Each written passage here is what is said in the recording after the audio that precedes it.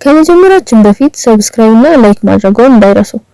ተከታታይ ታሪካችንን የሚጀምረው በዋና ገጸ ባህሪያችን ጁሪ ነው። ከጓደኞቿ ጋር ተቀምጣ ያለች በድንገት ከክፍል ጓደኞቻቸው አንዷ በታላቅ ደስታ እየሮጠች ገባችና አስደንጋጭ ዜና እንዳላት ነገረቻቸው። ፍጹም የሆነ ግርግር ተፈጠረ። የላጤነት ህይወት አከተመ። አሁን ሁሉም ሰው ፍቅረኛ ሊይዝ ነው። የዜና በእውነትም ላይክ እና ሰብስክራይብ የሚያሰጥ ነው። ውድ ተመልካቾቻችን ትልቁ ዜና የትምህርት ቤቱ ዳይሬክተር የወንዶችና የሴቶች ትምህርት ቤት ለማዋሃድ መወሰናቸው ነው። ይህን ማለት ከእንግዲህ ሁሉም አብረው ይማራሉ ማለት ነው። ከጁሪ በስተቀር ሁሉም ልጃገረዶች በደስታ ፈነደቁ። ጁሪ ከዓመት በፊት የሆነውን በትክክል ታስታውሳለች። እሷና ጓደኛዋ ማሪ ለሚወዷቸው ወንዶች የፍቅር ደብዳቤ ለማስቀመጥ በድብቅ ወደ ወንዶች ትምህርት ቤት ገብተው ነበረ። ማሪ ተሳክቶላት ለምትወደው ልጅ ስሜቷን ገልጻለች። ነገር ግን የኛዋ ጀግና መጥፎ ድል ስለሚከተላት ለምትወደው ልጅ ደብዳቤውን ለማስቀመጥ ስትሞክር ተያዘች። የዋና ቡድኑ መሪ የሆነው ሂዮክ እጅ ከፍንጅ ያዛት። እሱ በቀዝቃዛ ባህሪው በራስ ወዳድነቱና ማንንም በመጥላቱ ይታወቃል። የባሰ ሆነና ደንግጣ ደብዳቤውን እንኳን ሳትሰጠው ሮጠች። ከዚያን ጊዜ ጀምሮ በሁኔታው ስለተጎዳች ወንዶችን ከህይወቷ ሙሉ በሙሉ ለማውጣትና በትምህርቷና በወደፊቷ ላይ ብቻ ለማተኮር ወሰነች። ልጃገረዶቹን ለማረጋጋት ትሞክራለች። ብዙ የሚጠብቃቸው ትምህርት እንዳለ ታስታውሳቸዋለች። እነሱ ግን ግድ አልሰጣቸውም። ዝም በይ፣ እኛ ፍቅረኛ እንያዝ፣ አንቺ ሂጂና አጥኚ አሏት። እንዲያውም የዋና ቡድኑ ልጆች ስላላየች ነው እያሉ አሾፉባት። ያው ዋና ቡድን የሷ መንታ ወንድም ያለበት ነው። ወንድሟ በሷ ስለሚያፈር ወንድምና እህት መሆናቸውን ይደብቃል። ተስፋ ስትቆርጥ ትምህርት ቤቱን ለመልቀቅ ወሰነች። ነገር ግን ቤተሰቦቿ ከመንታ ወንድሟ ጋር እንድትሆን ስለሚፈልጉ ፈቃደኛ አልሆኑ። ከዕጣ ፈንታዋ መምረጥ አልቻለችም። የዋና ቡድኑ ልዑላን ትምህርት ቤቱ ሲደርሱ ሂዮክ ልክ እንዳያት እሷ እንዳላወቀች በመምሰል አረ በፍጹም ያያት ልጅ እኔ አይደለሁም፣ እኔን አይደለም፣ ያ ፈጽሞ አልተፈጠረም አለች። እሱ ግን አጥብቆ እንዴት ልክ እሷን ነው የምትመስዩ፣ የማስታወስ ችሎታዬን አምናለሁ። ያኔ መጥተሽ ወደ ወንዶች መለወጫ ክፍል ሾልከሽ የገባሽው ልጅ አንቺ ሆነሽ አለ። እሷም ተናደደች። ምን መለወጫ ክፍል? እኔ ክላውን መስላለሁ? ስማ አንተ እኔን አላየህም፣ እኔም አንተን አላየሁም። ለሁለታችንም የሚሻለው ይህ ነው። ደግሞም አንተ ፍቅረኛ አለ፣ እኔ የሰው ቤት አፍራሽ አይደለሁም አለችው። እሱም መለሰ፣ ይህን ሁሉ በራስ መተማመን ከየት እንደምታመጪው ማወቅ ፈልጋለሁ። እኔም ገዝቼው እንድጠቀም። ለማንኛውም ከኔ ጋር እንዳትነካኪ፣ አንድ ቀን ስሜትሽን ብትገልጪልኝ እንኳን ዙር ብያለሽም ብሎ ሄደ። እያንዳንዳቸው ከሌላው ይበልጥ ራስ ወዳድ ናቸው። ጀግኖችን እሱ ስለምን እንደሚያወራ እንኳን ግራ ገብቷታል። ይህ ሁሉ የተፈጠረው በመንታ ወንድሟ በጆ ፊት ነው። እሱም ደንግጦ ሂዮክን እህቱን እንዴት እንደሚያውቃት ጠየቀው። ሂዮክም ከዓመት በፊት የሆነውንና እንዴት ወደ ወንዶች ህንጻ ሾልካ እንደገባች አስረዳው። በኋላ ወደ ክፍል ስትገባ ሂዮክ ልክ ከፊቷ ተቀምጦ አገኘችው። አዲሱ የክፍል ጓደኛዋ ሆኗል። ያ ብቻ አይደለም ተመልካቾቻችን፣ ግርግሩ ቀጥሏል። ያቺ ታዋቂዋ ጎበዝ ተማሪ የሂዮክ ፍቅረኛ የሆነችው ልጅ እዚያው ክፍል ውስጥ አለች። ይህች ልጅ ወዲያውኑ ጀግናችንን ከሂዮክ ጋር ሲያወሩ ስላየች ጓደኛሞች እንደሆኑ ጠየቀች። ጀግናችን በፍጥነት ካደች። እንደማታውቀውና ዛሬ ለመጀመሪያ ጊዜ እንዳየችው ተናገረች። ልጅቷም አረጋጋቻት። አትጨነቂ፣ እንደምንገናኝ ሁሉም ያውቃል። በእሱ አልቀናም። ደግሞም እንደዚህ አይነት ሰው በጭራሽ አልወድም። እሱን ይውስኪ። ክፍል ተጀመረና ግርግር ተፈጠረ። ወንዶቹ ከዚህ በፊት ሴት አይተው እንደማያውቁ የዱር እንስሳት መሆን ጀመሩ። አንዱ ወንድ ጀግናችንን ገፋትና መሬት ላይ ወደቀች። ሂዮክ እሷን ከማንሳት ይልቅ አሾፈባት። ተናደደች፣ ግን ንቃው ሄደች። በሩጫ ስፖርት ዘርፍ ልዩ ተሰጥኦ ስላላት ለአትሌቲክስ ውድድር ተመዘገበች። በተመሳሳይ ሰዓት ሂዮክም ተመዘገበ። በጉዳት ምክንያት ዋና ስላቆመና ዶክተር ስለከለከለው ወደዚህ ይዞራል። በኋላ ከማሪና ከማሪ ፍቅረኛ ጁን ጋር ወታ ያለች ጁን ደብል ዴት እንዲወጡ ከአንድ ልጅ ጋር ያገናኘት አቀረበላት። እሷ ወዲያውኑ እምቢ አለች። ነገር ግን ማሪ አጋለጠቻት። ለጁን እሷ አስቀድማ የሱ ትምህርት ቤት ውስጥ የሚማር አንድ ልጅ እንደምትወድ ነገር ግን ማን እንደሆነ መናገር እንደማትችል ነገረችው። ጀግናችን አፈረችና ማሪን ዝም ለማሰኘት ሞከረች። ጁን ወደ ቤቷ ሊሸኛት ፈለገ። ነገር ግን እሷ እምቢ አለች። ምክንያቱም የጆ የዋና ቡድኑ ልዑል እህት መሆኗን ሚስጥር እንዳያውቅባት ፈርታለች። ቤት ስትደርስ ለመለማመድ ወደ ጣራ ወጣች። ነገር ግን ከፍተኛ ሙዚቃ ሰማች። ተናዳ ወንድሟን ልትቆጣ ገባች። ነገር ግን ሂዮክን ቆማ አገኘችው።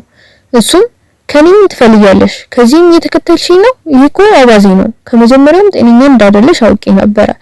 እስከ 3 እቆጥራለሁ። አይኔን ስገልጽ አሁንም ከዚህ ካለሽ እዚሁ ነው የምቀብርሽ አላት።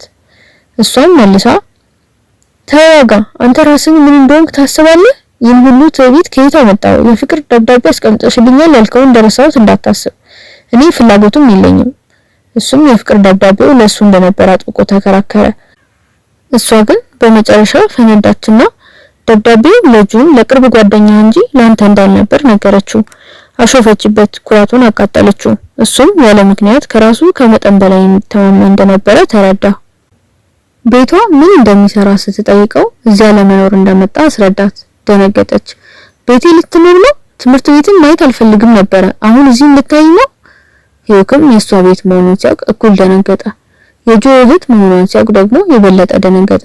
ጆን ጠርታ ሂዮክ ወደ ቤት እንደሚገባ ስላልነገራት ጮኸችበት። ጆ ይቅርታ ጠየቀና ስለሱ አትጨነቂ፣ እኔ ስላንቺ ስል ነው ስለሱ የምጨነቀው አለ። ጆ ወንድምና እህት መሆናቸውን ትምህርት ቤት ውስጥ ሚስጥር አድርጎ እንዲይዝለት ሂዮክን ለመነው። ሂዮክ ይህ ቤተሰብ እንዴት እንደሚካካድ ግራ ቢገባው ተስማማ። በሚቀጥለው ቀን ልትለማመድ ወደ ሩጫ አዳራሽ ሄደች። ሂዮክም አብሯት ይለማመዳል። መወዳደር ጀመሩ። እሱ ክህሎት አለው፣ እሷ ግን ህይወቷን ሙሉ ስትሮጥ ስለነበረ በቀላሉ አሸነፈችው። በድንገት ሂዮክ ወደቀ። ደንግጣ ወደ ነርስ ወሰደችውና ወንድሟን ጠራችው። ጆ ተጨንቆ መጣና ሂዮክን ምን እንደሆነ ጠየቀው። እንዴት እንዳንተ ያለ ስፖርተኛ የደም ማነስ ይኖረዋል?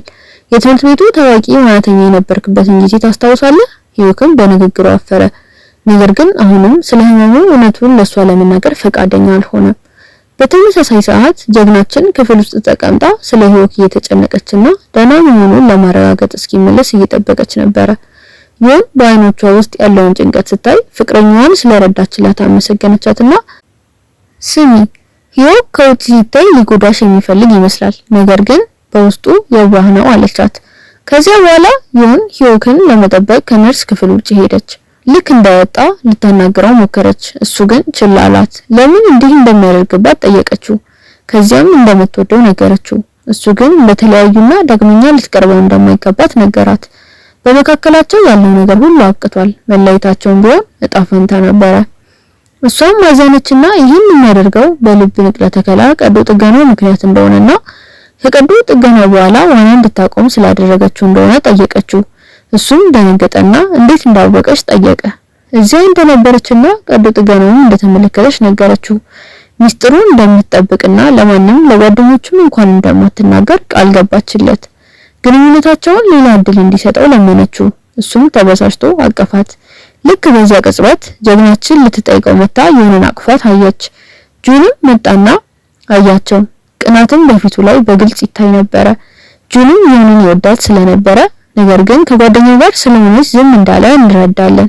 በዚህ ምክንያት ቀናና አዘነ። ከዚያ በድንገት ሳያስበው ለጀግናችን ፍቅሩን ገለጸላትና አብረው እንዲሆኑ ጠየቃት። እሷ በረዶ ሆና ቀረች። ማመን አልቻለችም። ምክንያቱም እሱ ያኔ የምትወደው ልጅ ነው። ከዓመት በፊት ስሜቷን ልትገልጽለት ያለመችው ልጅ፣ ወደ ወንዶች ትምህርት ቤት የሄደችለት ልጅ እሱ ነው። ግን እንዳጋጣሚ ሆኖ ሂዮክ አያትና ሁሉንም ነገር አበላሸው። ጁንን አፍጥጣ እያየች እንዴት በድንገት ልትወደኝ ቻልክ አለችው። እሱም ያው ሁለታችንም ከሰው ጋር ግንኙነት የለንም፣ ለምን ለራሳችን እድል ሰጠን አንተዋወቅም አላት። ወደ ቤት ሲገባ መልእክት እንደሚልክላትና ስለ ግንኙነቱ እንድታስብ ነገራት። ከዚያም ሄደ። ጀግናችን ግራ ተጋባች። ስሜቷን እንዴት እንዳወቀ ጠየቀች። ጓደኛዋ የሆነ ነገር ነግራ ይሆናል ብላ ጠረጠረች።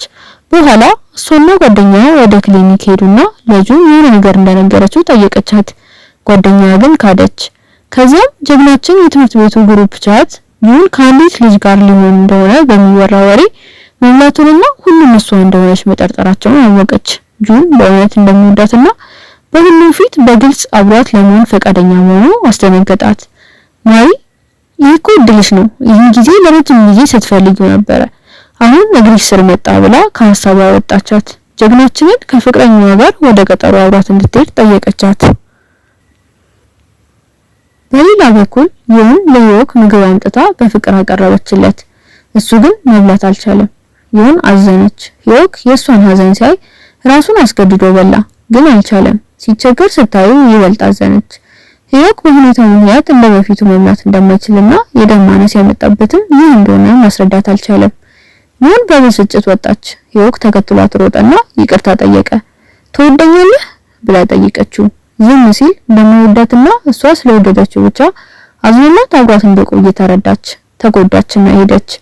ጀግናችን እስከ ቤት እያለቀሰች ሄደች። ጁን አያትና ምን እንደሆነ ጠየቀ።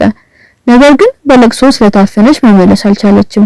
ስልኳንና ሂዮክን ላይ ብሎ የላከውን መልእክት አየ። ጁንም ሂዮክ ይህንን ስለጎዳት ተናደደ። ጁን ይህንን ለማጽናናት ከጎኗ ለመሆን ወሰነ። ሂዮክ ስለሁሉም ነገር የጥፋተኝነት ስሜት ተሰማው። ራሱን እስኪይዝ ድረስ ስፖርት ሰራ። ድንገት የጀግናችንን ውብ ፈገግታ ሲያይ ህመሙ ቀለለለት። በግልጽ እሷ የሱ ምርጫ ነች። በሚቀጥለው ቀን ትምህርት ቤት ዩን ስለ ባህሪዋ ሂዮክን ይቅርታ ጠየቀችና ምንም ማለቷ እንዳልሆነ ነገረችው። ሂዮክ በመጨረሻ የልብ ንቅለ ተከላ ካደረገ ጀምሮ ህይወቱ እንደተለወጠ ነገራት። እንደ በፊቱ መዋኘት አይችልም፣ በትክክል መብላት አይችልም። ዩን ጸጸት ተሰማትና ሌላ እድል እንዲሰጣት ጠየቀች። እንደምትጠብቀውም ነገረችው። የሚያሳዝነው ግን ልቧን ሰበራት። ለእሷም ሆነ ለማንም መስህብ እንደሌለውና ከፍቅር ግንኙነት ጋር እንደተለያየ ነገራት። ትኩረቱ መዳን ላይ ማድረግ ይፈልጋል። ጀግናችን ወደ ክፍል ስትገባ ዩን በቀጥታ ወደ እሷ ሄደችና ከጁን ጋር የምትገናኙት አንቺ ነሽ አለች። ጀግናችን ደነገጠችና በመካከላቸው ምንም እንደሌለ ተናግራ ካደች። በድንገት ጁን ብዙ መጠጦችን ይዞ ገባ። ሁሉንም ለጀግናችን ሰጣትና የመረጠችውን እንድትወስድ ነገራት። የምትወደውን መጠጥ ገና ስላላወቀ ይቅርታ ጠየቀ። ነገር ግን ከእንግዲህ የምትወደውን ሁሉ እንደሚያጠና ቃል ገባ። ጀግናችን በመፍራት ተቃጠለች። ይህ በክፍል ተማሪዎች ሁሉ ፊት የሆነ መሆኑን ማመን አልቻለችም። በዚሁ መሃል የዋና አሰልጣኙ ሂዮክን አስጠራውና ትልቅ ሻምፒዮና እየመጣ እንደሆነና ሂዮክ ከጁን ጋር እንዲወዳደር እንደሚፈልግ ነገረው። አሰልጣኙ አብረው ከሰሩ እንደሚያሸንፉ እርግጠኛ ነው። ሂዮክ እምቢ አለ። ዋና ላይ ፍላጎት እንደሌለው ተናገረ። አሰልጣኙ አጥብቆ ያዘው። የሂዮክን ወደፊት የሚያየው በዋና ብቻ እንደሆነ ነገረውና ለራሱ ሌላ እድል እንዲሰጥ ለመነው። ሂዮክ ግን አሁንም እምቢ ብሎ ሄደ። ቤት ሲደርስ ጀግናችንን ከፊቱ አገኛት። ከጁን ጋር ስለሆነው ነገርና ጁን በሁሉም ፊት ስላሽቆረመማት ሊያናድዳት ጀመረ። ጀግናችን በመሾፉ ተናደደችና መከራከር ጀመሩ። ድንገት ተንሸራተተችና ሊይዛት ሮጠ። ደርቃ ቀረችና ጉንጮቿ ቀሉ። ከዚያች ቅጽበት ጀምሮ ስለሱ ማሰብ ማቆም አልቻለችም። ነገር ግን ንቂ፣ አትወጂውም፣ ያንቺ ምርጫ እንኳን አይደለም፣ አንቺ ጁንን የምትወጂው ከሱ ጋር ልትጀምሪ ነው ብላ ራሷን ዋሸች። በኋላ ከማሪና ከፍቅረኛ ጋር ለመብላት ሄደች። ስለ አንድ አርተር ስለሚባል የዋና ቡድን ልጅ ታሪክ አወሩ። እሱ ሴቶችን እያፈቀረ ልባቸውን በመስበር ይታወቃል። ጀግናችን ፈራች። በሌላ በኩል ሂዮክ ሁሉም ስለሱ ያስባል። ጁንን ስለምትወድ ተበሳጭቷል። እሷን ለማናደድና ትኩረቷን ለመሳብ ያገኘውን አጋጣሚ ሁሉ ይጠቀማል። በተመሳሳይ ሰዓት ጁን ከዩን ጋር ወጣና እሷ ጁን ከጀግናችን ጋር በመጀመሩ እንደተበሳጨች ነገረችው። ጁን ሳቀና ሂዮክን ቅናት አስታወሰ። ጀግናችን ትቶ ከዩን ጋር ለመሆን እንደሚፈልግ ነገራት። እሷ ግን እንደ ጓደኛ ብቻ እንደምትወደው ከዛ በዘለለ እንደ ወንድም እንደሆነች ነገረችው። እንዲያውም ከጀግናችን ከጁሪ ጋር ያለውን ግንኙነት እንዲሳካለት ተመኘች። ሂዮክ ለጁሪ ስሜት እንዳለው ስለምትጠራጠር ጁሪን ከሂዮክ ጋር ማራቅ ፈለገች። ጁን በንግግሯ ተናደደ። ነገር ግን እንደ ጓደኛም ቢሆን ሊያጣት ስለማይፈልግ ስሜቱን ለመደበቅ ሞከረ። ወደ ቤቷ ስትሄድ ዩን አብረው እንዲሄዱ ሂዮክን መጠበቅ እንዳለባት ወሰነች። እዚያ ቆማ ሳለ ክፍል ውስጥ በመካከላቸው የተፈጠረውን ሁሉ ማስታወስ ጀመረች። በቅርቡ ሂዮክና ጁሪ በጣም እንደተቀራረቡና በመካከላቸው እንግዳ ነገር እንዳለ መስማት ጀመረች። ነገር ግን በራሷ ላለመቀበል ሞከረች። ሂዮክን ባየችው ቅጽበት ወዲያውኑ ወደ እሱ ሮጠችና አብሯት እንዲራመድ ጠየቀችው። እየተራመዱ ሳለ ጁሪ ጁንን እንደምትወደው ነገረችውና ጁሪ ለዓመታት ስትሞክር ስለነበረ አሁን ጁን መልሶ ስለወደዳት ምን ያክል ደስተኛ እንደምትሆን የውሸት ታሪክ ፈጠረች። ሂዮክ ይህንን ሲሰማ ተናደደ። ነገር ግን ለመደበቅ ሞከረ። ማታ ወደ ቤት ሲገባ ጁሪ ተጨንቃ ልትጠብቀው ወርዳ ነበረ። እንዳየችው ወደሱ ሮጠችና ለምን እንደዘገየ ጠየቀችው። እሱ ግን ቀዝቃዛ መልስ ሰጣትና ስራ እንደነበረው ነገራት። ግራ ገባትና ለምን እንደተለወጠና ከቅርብ ጊዜ ወዲህ እንደ ልጅ እንደሚሆንባት ጠየቀች። የእንጀራ እናት ነኝ እንዴ? እሱም ስማ ጁንን እንደምትወጂውና አሁን ሁለታችሁ ልትገናኙ እንደሆነ አወኩ። ከሱ ጋር ደስተኛ እንደምትሆኚ ተስፋ አደርጋለሁ። ምክንያቱም እኔም ከዩን ጋር እየተመለስን ነው። አሁን ሁሉም ሰው የሚያስብለት ሰው አለው። ስለዚህ የክፍል ጓደኛ ብቻ እንሆናለን። ማንም መስመር እንዳያልፍ ግራ ተጋብታና አዝና እዚያው ተጧት ሄደ። እሷ ግን ግድ እንደሌላት ለመምሰል ሞከረች። ሂዮክ እንደተለመደው ልቡን ሊያሳይ ወደ ዶክተር ሄደ። ለዶክተሩ በቅርቡ ልቡ በጣም እያመመውና ከበፊቱ በበለጠ በፍጥነት እየመታ እንደሆነ ነገረው። ዶክተሩ ተገረመና ምርመራ ካደረገ በኋላ ምንም ችግር ስላልተገኘ እየቀለደ እውነት ንገረኝ በፍቅር ወድቀ ነው አለው። ሂዮክ ወዲያውኑ ጁሪን አሰበ፣ ግን በፍጥነት ካደ። አረ ዶክተር በማንም ፍቅር አልወደኩም። በሌላ በኩል ትምህርት ቤት ዮን በትዕቢት ወደ ጁሪ መጣች። እሷና ሂዮክ እንደተመለሱ ነገረቻት። ጁሪ ግን ግድ አልሰጣትም። ጊዜ ያለፈ ሲሄድ ሂዮክ አሁንም ትምህርት ቤት እንዳልመጣ አስተዋለችና የሆነ ችግር እንዳለ መስማት ጀመረች። ከትምህርት በኋላ ማሪ ጁሪን እንድትወጣ ጋበዘቻት። ጁሪ ግን ወዲያውኑ እምቢ አለችና ከፍቅረኛዋ ጋር እንድትሄድና እሷን ብቻዋን እንድትተዋት ነገረቻት። አሁን በፍቅር ውስጥ አይደለሽ እንዴ? ሂጂና ጊዜሽን አሳልፊ አለቻት። ማሪ ግን እምቢ አለችና ፍቅረኛዋ ከቅርብ ጊዜ ወዲህ እንደተለወጠና ብዙ ጊዜውን ከጓደኞቹ ጋር እንደሚያሳልፍ ነገረቻት። ቀንታና አዝና ነበረ። ስለዚህ ጁሪ እስክትስማማ ድረስ መለመኗን ቀጠለች። ውድ ተመልካች በሚቀጥለው ሰከንድ ያ ውይይት እንዳልተደረገ ሁሉ አብረው ሲጠጡና ሲስቁ እናገኛቸዋለን። ካራኦኬ ለመሄድ ወሰኑ። ጁሪ መጠጥ ልትገዛ ስትሄድ ድንገት ሂዮክን አየችው። ብቻውን አይደለም ከዩን ጋር ነው። እሷም ጁሪን እንዳየችው ወዲያውኑ ጁሪን ለማናደድ እጆቿን ሂዮክ ላይ ጠምጥማ ተጠጋችው። ጁሪ አፈረች። በፍጥነት ዞረችና ሳይዋት ለመሄድ ሞከረች። ሂዮክ ማፈሩንና ዩንን ጁሪን ለማስቀናት ብላ ሆን ብላ ወደዚህ አምጥታው እንደሆነ ጠየቃት። ዩን ግን የዋህ መስላ ሁሉንም ካደች። ዝም ብላ አብረው ልትሽከረከር እንደመጣች ምክንያቱም እንደገና ጓደኛሞች እንደሆኑና ጁሪ ብትቀላቀላቸው እንደማትጠላ ተናገረች። እንዲያውም ጁሪን በፊት ጠራቻት። ሂዮክ ግን እምቢ አለና ምንም እንኳን እንደገና ቀዝቃዛና የራቀ መሆን ቢጀምርም ከዩን ጋር ብቻውን ማሳለፍ እንደሚፈልግ ነገራት። ዩን የባህሪውን ለውጥ ወዲያውኑ አስተዋለች። በተለይም ጁሪን ካየ በኋላና እንዴት እያደገ መጣ። በዚህ መሃል ጁሪ ልትከፍል ስትሄድ ጁን ድንገት መጣና አስቀድሞ እንደከፈለላት ነገራት። አመሰገነችውና እዚህ ምን እንደሚሰራ ጠየቀችው። እሱም ምን ነገር ከመስራት በፊት ላስቆምሽ ነው የመጣሁት። በነገራችን ላይ ሂዮክ ዩንን ይወዳል። ስለዚህ እያስጠነቀቅኩሽ ነው፣ ስሜትሽን እንዳትገልጪለት አለ። ጁሪ ተበሳጨችና ለሂዮክ ምንም ስሜት እንደሌላት ነገረችው። እኛ ጓደኛሞች ብቻ ነን፣ በመካከላችን ነገሮች እንዴት እንደነበሩ ታውቃለህ። ይህን ሁሉ ጊዜ ወደ አንተ ለመቅረብ ስሞክር ነበረ። ያኔ የጻፈችለትን ደብዳቤ ሳይቀር አስታወሰች። ጁን ግን የድሮ ስሜቷን ጨምሮ ሁሉንም ነገር እንደሚያውቅ፣ አሁን ግን ለሱ ያላት ስሜት እንደጠፋ ነገራት። እሱ እሷን ለመርዳት እየሞከረ እንደሆነ ነገራት። ከዚያም እውነቱን አረጋገጠ። እሱ በእውነቱ ዩንን እንደሚወድና ከሱም ጋር መሆን እንደሚመኝ፣ ነገር ግን ለጁሪ ስለሚያስብ እሷን እየረዳት እንደሆነ ነገራት። ጁሪ ደነገጠች። ምን ማለት ነው? ዩንን ትወዳለህ፣ ግን ከኔ ጋር እንደሆንክ እያስመሰልክ ነው። እኔ ምንድነኝ? ላንተ መጣበቂያ ጎማ ነኝ? እሱም ቀለደ። ስማ ዩንንና አንቺ እንጣጣማለን ትላለች። እሷ ደግሞ ብዙ ጊዜ ልክ ነች። ለሷ እምቢ ማለት አልችልም። አይኖቿን አሽከረከረች። አንተ የምታስገርም ነህ፣ ለኔ ችግር ልትሆንብኝ ነው።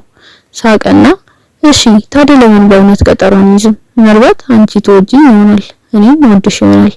አንዱ ለሌላው ከዚህ ሁሉ ችግር መዳን እንችላለን አለ። ጁሪ በሞኝነቱ ሳቀች። እሱም ሳቅሽ ሰዎች የሚወድቁበት በዚህ ምክንያት እኮ ነው አላት። ተስማማችና ደግሞ እኔ ሂዮክን አልፈልገውም፣ ምርጫዬ አይደለም፣ እኔ የምወደው አንተን ነው ብላ አስታወሰችው። በኩራት መለሰ። አውቃለሁ። ከሷና ከማሪ ጋር እንዲቀላቀል ጋበዘችው። እሱ ግን ማሪ አሁን ብቻዋን አይደለችም አለ። ወንድሟ ጆ አብራት አለ። ጁሪ ተገርማ አብራው ሮጠች እና በእርግጥም ማሪ ካራኦኬ ክፍል ውስጥ ጆ ከፊቷ ሲቆም ጮክ ብላ እየዘፈነች ነበር። ስለዘፈነቻቸው ዘፈኖች ቀለደባትና አፈረች። ነገር ግን ለሷ ሲዘፍንላት ድምጹ በእውነት ያማረ በመሆኑ ደነገጠች። በዚሁ መሃል ጁሪና ጁን የቀጠሯቸው አብረው ወጡ። እሺ አሁን ጥንዶች ምን ያደርጋሉ ብላ ጠየቀች። እሱ ምንም ሐሳብ የለውም፣ ከዩን በስተቀር ከማንም ጋር ወጥቶ አያውቅም። እሷ ደግሞ ሁሉንም ነገር ታስተካክል ነበር አለ። ከመጀመሪያው ጅል እንደሆነ ካውቅ ነበር ብላ አማረረች። እያወሩ ሳለ ዩንና ሂዮክ መጡ። ዩን በቅናት ተቃጥላ አብረዋቸው ለመሆን አጥብቃ ጠየቀች። ጁሪ በዋህነት ተስማማች። ዩን ሆን ብላ እንደምታደርገው አልተረዳችም። ጁን ሂዮክን እያናደደ በፊቱ ወደ ጁሪ ለመጠጋት እድሉን ተጠቀመ። ስለዚህ ሂዮክ የዩንን እጅ አጥብቆ ያዘ። በሁሉም ፊት ጮክ ብሎ ፍቅሬ እያለ ውጥረቱን ጣራ ደረሰው። ድንገት ጁና ማሪ መጡ። አሁን ሙሉ ቡድኑ ተሰብስቧል። ሁሉም እንደ ቡድን ሆነው ለመውጣትና ለመዝናናት ወሰኑ። አስቂ ልብሶችን እየለበሱና አብረው እየሳቁ ድንገት ጁን ጀግናችንን አብራው እንድትወጣ ጠየቃት። ከሁሉም አስፈቀደና ይዟት ሄደ። እየተራመዱ ሳለ ስለሱና ስለምን ግንኙነት እንዴት እንደተገናኙ ይነግራት ጀመረ። ተገረመችና መቼ ነው የተገናኛችሁት አለችው። ከልጅነታቸው ጀምሮ እንደሚተዋወቁ አስረዳት። በአንድ አፓርታማ ውስጥ ነበር የሚኖሩት። ጀግናችን ደነገጠችና ለምን ቀድሞ ፍቅሩን እንዳልገለጸ ጠየቀችው። ሁሌም ወደውን ለመቅረብ ይሞክር እንደነበርና በመጨረሻም ለመናገር ድፍረቱን ባገኘበት ጊዜ እሷ ቀድሞ ለሂዮክ ስሜቷን እንደገለጸችና አብረው እንደጀመሩ ሲያውቅ እንደተሰበረ ነገራት። ጀግናችን አዘነችለትና እሷም አንድን ሰው ወደ ስሜቷ እንዴት መግለጽ እንዳለባት ሳታውቅ እንደቀረች በመንገር እንደምትረዳው ነገረችው። ጁን በንግግሯ ተደሰተና አመሰገናት። በዚሁ ሰዓት ሂዮክ በመጨረሻ ደፋር ለመሆን ወሰነ። ለዩን መልእክት ላከና በግልጽ እንደማይወዳት ለሷ ምንም እንደማይሰማው ነገራት። ለ10 ሺኛ ጊዜ እንዲለያዩ ጠየቃት። እሷ ግን ስለጠለቀችበት ፈቃደኛ አልሆነችም። አጥብቃ አቀፈችውና አብሯት እንዲቆይ ለመነችው። በዚህ ጊዜ ግን አልተታለለም። ስሜት አልሰጠውምና ይህ የመጨረሻ ውሳኔ እንደሆነ ነገራት። ተናደደች፣ ጮኸችበትና ሄደች። ዩን በለቅሶ ፈነዳች። ጮክ ብላ ለቀሰች። ጁንም አያትና ወደሷ ሮጠ። በተመሳሳይ ሰዓት ጀግናችን ሂዮክን ተከተለችው። ድንገት እዚያው ቆሞ ሳለ የትምህርት ቤቱ ዳይሬክተር ወደ እነሱ መጣ። ደነገጠች። ሂዮክ ግን በፍጥነት እጇን ይዞ ዳይሬክተሩ ምን እንደተፈጠረ እንዳለ ከመረዳቱ በፊት ሮጠ። ግራ ገባትና ለምን እንሮጣለን? ወንጀል ሰራን እንዴ? እኛ ከትምህርት በኋላ ውጪ ከሆነ አለችው። እሱም አላውቅም ዝም ብለን እንሮጥ አለ። በድንገት ሂዮክ መተንፈስ አቃተው። እሱን ለማየት ሮጠች። እሱም እድሉን ተጠቅሞ ስሜቱን ገለጸላት። ተበሳጭቶ እወድሻለሁ፣ አሳበድሽኝ እኮ አንቺ ደግሞ ምንም አይገባሽም አላት። በንግግሩ ደነገጠችና መድኃኒት ጭንቅላትህን አበላሸው እንዴ? በሌላ ጊዜ ተመለስ አለቃ። እና ጤነኛ ስትሆን ያኔ ምንም እንዳልተፈጠረ አስመስላለሁ እና እባክህ ይህን እንደገና እንዳታስታውሰኝ እንደ እህት አለችው። በዚሁ መሃል ጁን ማሪን ከጆ ጋር ስትሄድ አየና ተናደደ። ወደ ጆ እንዳትቀርብ ነገራት። ጆ እሷ እንደምታስበው ጉዳት የሌለው እንዳይደለ አስጠነቀቃት። በመካከላቸው ችግር ለመፍጠር እየሞከረ ነው። በሚቀጥለው ቀን ጁን ለጀግናችን ለዩን እንደገና ስሜቱን እንደገለጸና መልሶን እየጠበቀ እንደሆነ ነገራት። የፈለግሽውን አድርጊ፣ ወደኔ መቅረብ ከፈለግሽ እሺ ነው፣ ወደ ሂዮክ መቅረብ ከፈለግሽ እሺ ነው፣ እኔ አላስገድድሽም አላት። ከዚያ ሄደ። በንግግሩ ግራ ተጋባች፣ ነገር ግን ግድ እንደሌላት መሰለች። ወደ ክፍል ስትገባ ሂዮክን ለማስወገድ ሞከረች። ማሪ በመካከላቸው የሆነ ችግር እንዳለ ወዲያውኑ አስተዋለች። ጆ ምን እንደተፈጠረ ሊጠይቃቸው ሐሳብ አቀረበ። ማሪ ግን አስቆመችውና ሁለቱ ጉዳያቸውን ብቻቸውን እንዲፈቱ ልትተዋቸው እንደሚገባ ነገረችው። ከትምህርት በኋላ ወደ ቤት ሲሄዱ ዩን ለጀግናችን ከሂዮክ ጋር ለመለየት እንደወሰነች ነገረቻት። ለሱ ምንም ስሜት የላትም። ጀግናችን ይህን ስትሰማ ደነገጠች። መለያየቱ በሷ ምክንያት እንደሆነ በማሰብ ወደ ክፍል ሮጠች። ስትገባ ሂዮክ ከፊቷ ቆሟል። ደነገጠች። የረሳችውን ዕቃ ለመውሰድ ብቻ እንደመጣች አስመሰለች። ሂዮክ ተረበሸና ቦታ ሊሰጣት በፍጥነት ከክፍል ወጣ። ነገር ግን እንደወጣ ስለሷ ማሰብ ማቆም ስላልቻለ ጠብቋት ሊያናገራት ወሰነ። እሷም እድሉን ተጠቅማ ከቅርብ ጊዜ ወዲህ ላንተ እንግዳ ስሜት መሰማት ጀምሬ ነበረ፣ ግን ራሴን ተቆጣጠርኩት። አሁን ለግንኙነት ዝግጁ አይደለሁም አለችው። ፍላጎቷን እንዲያከብርላት ጠየቀችው። ሰዎች እንደወሩባቸው ጓደኛሞች ሆነው መቆየትና መራራቅ ማቆም አለባቸው። ተስማማና ሁለቱ አሁን ከጓደኛም በላይ እንደ ወንድምና እንደ እህት ለመሆን ወሰኑ። አብረው ወጡ። ማሪና ጆ ተቀላቀሏቸው። አራቱም አብረው አስደሳች ጊዜ አሳለፉ። የፈተና ወቅት ደረሰ። ሁሉም በማጥናት ተጠመደ። ጆ ይህን ጊዜውን ተጠቅሞ ወደ ማሪ ለመቅረብ ሞከረ። እሷ ግን አስቆመችውና ከጁን ጋር እንደሆነች አስታወሰችው። ጓደኛሞች ብቻ እንደሆኑና መቅረብ እንደሌለበት ነገረችው። ጁን ግን ሲያወሩ አያቸውና በቅናት ፈነዳ። ማሪ ጮኸችበት። ስማ፣ ለረጅም ጊዜ ቻልኩ። አንተ ማን እንደሆንክ ታስባለህ? ብዙ ጊዜ አጭበርብረኸኛል። ሴቶችን ታናገራለህና ከነሱ ጋር ትወጣለህ። አሁን ግን የሆነ ሰው እኔን ሲያናገረኝ ችግር ሆነ። እንደምወድህና በፍጹም እንደማላጭበረብርህ ነግሬያለሁ። አንተ ግን ቆሻሻ ስለሆንክ ሁሉም ሰው እንዳንተ ቆሻሻ ይመስላል። ከዚህ በላይ ልታገስ አልችልም። መለየት ከፈለክ እሺ እንለያይ። ትታው ሄደች። በኋላ ጀግናችን ጋር ከወንድሟ ጋር ለማጥናት ወደ ቤት ሄደች። ጆ መጠጥ አመጣላቸው። ሂዮክ እንደገና ሊቀርባት ሞከረ። እሷ ግን አስቆመችው። ማጥናት እንጂ ማሽኮርመም እንደሌለባቸው አስታወሰችው። በድንገት ሂዮክ ወደቀ። እየቀለደ መስሏት ነበረ፣ ግን አልነቃም። ልቧ ድንግጥ አለ። በፍጥነት ወደ ዶክተር ወሰደችው። ጆን አብሮ ሄደ። ሆስፒታል ውስጥ ሂዮክ ለዶክተር የልብ ንቅለ ተከላ እንዳደረገና በቅርቡ ልቡ በስሜት በፍጥነት እየመታ እንደሆነ ነገረው። ዶክተሩ ይህ የቀዶ ጥገና ምልክት እንደሆነ ነገረው። ምን ማለት እንደሆነ በትክክል ያውቃል። ስሜት ነው። እና ሂዮክ በጀግናችን ፍቅር እንደወደቀ በደንብ ተረዳ። ጆ ደነገጠ። ምርጥ ጓደኛው የልብ ንቅለ ተከላ እንዳደረገ አያውቅም ነበረ። ሂዮክን እንደራስ ወዳድና ግዴለሽ አድርጎ በመፍረዱ በጣም አዘነ። ይቅርታ ጠየቀና ከእንግዲህ እንደሚፈልገው ቃል ገባ። ሂዮክ ይቅርታ አደረገለት። በሚቀጥለው ቀን ትምህርት ቤት ሂዮክ ወደ ጁን ሄደና የሆነው ቡድኑን እንደገና እንዲቀላቀል ጠየቀው። ጁን እምቢ አለና ቡድኑን ትተህ የሆነን ልትይዝ ሄድክ፣ አሁን ደስ ሲለህ መመለስ ትፈልጋለህ አለ። ሂዮክም ዝም አለ። እውነቱን መናገር አይችልም። በኋላ ቤት ጁን ለዩን የሆነውን ነገራት። እሷ ተናደደችና ሂዮክን በምንም ዋጋ ወደ ዋና እንዳይመለስ ነገረችው። ግራ ተጋባና ከሰራላት ነገር ሁሉ በኋላ ለምን አሁን ስለ ሂዮክ እንደምታስብ ጠየቀ። ክብር የለሽም እንዴ ጮኸችበትና ሞኝነህ እንዴ ልጅ እኮ እየሞተ ነው አለችው። ምን ማለት ነው እየሞተ ሲል ጠየቃት። የልብ ቀዶ ጥገና አድርጓል፣ ዳግመኛ ወደ ዋና እንዲመለስ አልፈቅድለትም አለችው። ጁን ደነገጠ። ሂዮክ እንዳልተዋቸው ተረዳ። ያን ሁሉ ጊዜ ታሞ ነበረ። ዶክተሩም ዋና ከልክሎት ነበረ። በኋላ ብቻውን ሊለማመድ ሲሄድ ሂዮክ መጣና እንደገና አብረው እንዲዋኙ ጠየቀው። ጁን ግን እምቢ አለና ለሂዮክ ሁሉንም አውቃለሁ፣ ቀዶ ጥገና እንዳደረግ አውቃለሁ አለው። ሂዮክ ተረበሸ። በቀልድ ለማለፍ ሞከረ። በመጨረሻም እውነቱን አመነ። ቀዶ ጥገናው ይሳካ ወይም ይትረፍ እንደሆነ እርግጠኛ ስላልነበረ ጁንን ማስደንገጥ እንዳልፈለገ ነገረው። ይህ ሁሉ ጊዜ መድኃኒቱን እየወሰደና ጠንክሮ እየሰራ የነበረው የመጨረሻውን ሻምፒዮና አብረው እንዲያሸንፉ ብሎ እንደሆነ አስረዳ። ጁንን እንደሚሰማውና የሚለውን እንደሚያደርግ ቃል ገባ። በምላሹ ግን ለአንድ የመጨረሻ ጊዜ አብረው እንዲጫወቱ ፈለገ። ጁን ግን እምቢ አለ። እንድትጫወት ልፈቅድልህ አልችልም። ከዋኘህ ህይወትህ አደጋ ላይ ሊወድቅ እንደሚችል ታውቃለህ። ልትሞት ትችላለህ አለው። ሂዮክ ግን ግድ እንደሌለው ተናገረ። ምንም ቢሆን አብሮት ይጫወታል። ጁን አዘነና በመጨረሻ ተስማማ። ሁለቱ እንደ ድሮ እየቀለዱ መጫወት ጀመሩ። ድንገት ሂዮክ ደረቱን ይዞ መተንፈስ አቃተው።